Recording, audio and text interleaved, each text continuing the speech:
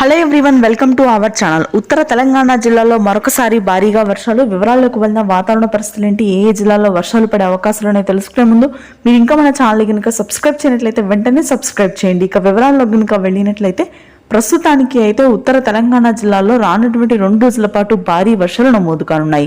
ఈ రోజు రాత్రికి ముఖ్యంగా ఆదిలాబాద్, ఆసిఫాబాద్, నిర్మల్, జగిత్యాల, సిరిసిల్ల ప్రాంతాల్లో భారీ వర్షపాతం నమోదవుతుందని వాతావరణ కేంద్రం వెల్లడించింది.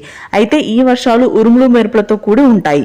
కామారెడ్డి, మెదక్, సంగారెడ్డి, నిజామాబాద్, జగిత్యాల, మంచిర్యాల, ఖమ్మం, హన్మకొండ, ములుగు, జయశంకర్ భూపాల్పల్లి ప్రాంతాల్లో అత్యధికంగా వర్షాలు నమోదు కానున్నాయి. యాదాద్రి, భోగిన్పూర్ ప్రాంతాల్లో కూడా ఈ రోజు రాత్రికి వర్షాలు కురిసే అవకాశం ఉంది. ఇక నైరుతి ఋతుపవనాలు కూడా భారతదేశంలోకి విస్తరించనున్నాయి. దాదాపుగా ప్రతి సంవత్సరం కంటే 2 వారాల ముందే నైరుతి ఋతుపవనాల ఆగమనం ఉండడంతో భారీ వర్షాలు తెలంగాణ రాష్ట్రాలకి పొంచి ఉన్నాయి రానటువంటి 5-6 రోజుల్లోనే. ఇక ఆ తరువాత మధ్యాంధ్ర, ఉత్తరాంధ్ర జిల్లాల్లో భారీగా ఉష్ణోగ్రతలు పెరిగాయి.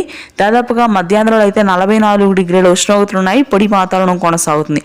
ఉత్తర కోస్తా, శ్రీకాకుళం, విజయనగరం, విశాఖపట్నం ప్రాంతాల్లో తేలికపాటి జల్లులు నమోదవుతాయి. మధ్యాంధ్ర, దక్షిణ కోస్తా, రాయలసీమ వ్యాప్తంగా పొడి వాతావరణమే కొనసాగుతుంది. Thanks for watching.